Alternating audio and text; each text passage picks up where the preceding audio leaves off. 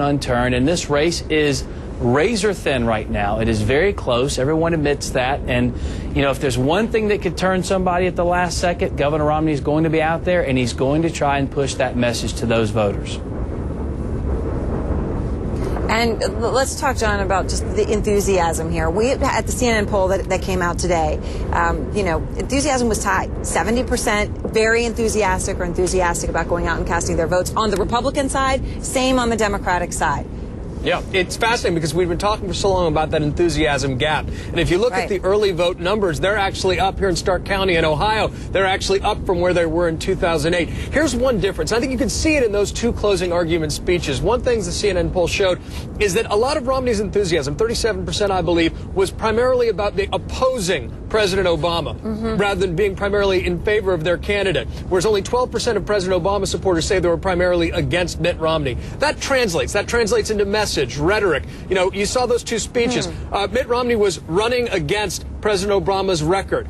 And President Obama in Iowa, going back to where it all began for him, giving a very personal, very heartfelt speech that was very positive and forward-looking. So that message does translate. It echoes in the closing arguments, but it's fascinating. We have a close race, both parties fired up, really getting their votes to the poll tomorrow. And Maria, what do you think about the other crucial issue? Obviously, Mitt Romney was talking in his speech there very much what Obama has not achieved and why he would be different.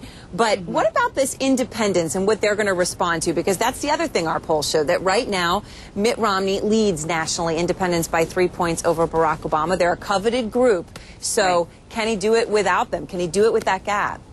Well, certainly, and it's not unprecedented. In 2004, George Bush lost independence and still won the election. So it certainly isn't unprecedented, and I think it all depends on what are the numbers of President Obama's coalition, the wide array of voters that he is counting on to come out to vote tomorrow. What are those percentages? So if those percentages equal or surpass, they probably would need to surpass what they are in 2008, then I think he can lose independence. And then the other question is, and I'd love to hear John Avalon's take on this since he is one of those independents, is what is really the percentage of independent voters and what the voting pool is going to be tomorrow? I mean, we've seen, I think, a shrinking like we've never seen before in this election cycle of true independents. So I'm not all that worried about that independent number, Aaron. I'm just very focused, and what I'm going to be watching out for tomorrow is whether the coalition of voters that President Obama needs is going to come out.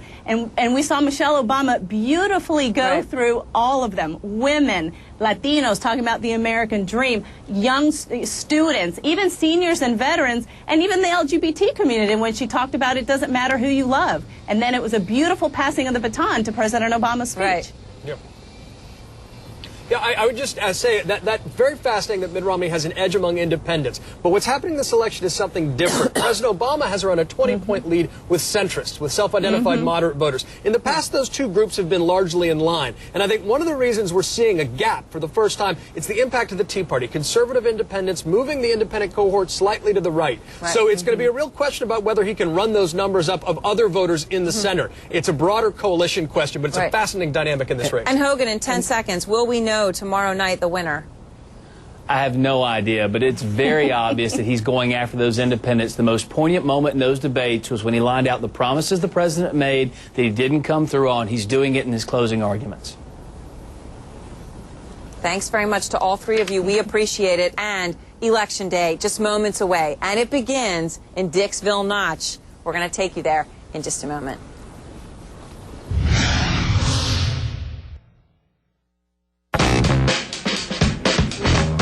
If you think running a restaurant is hard, try running 4.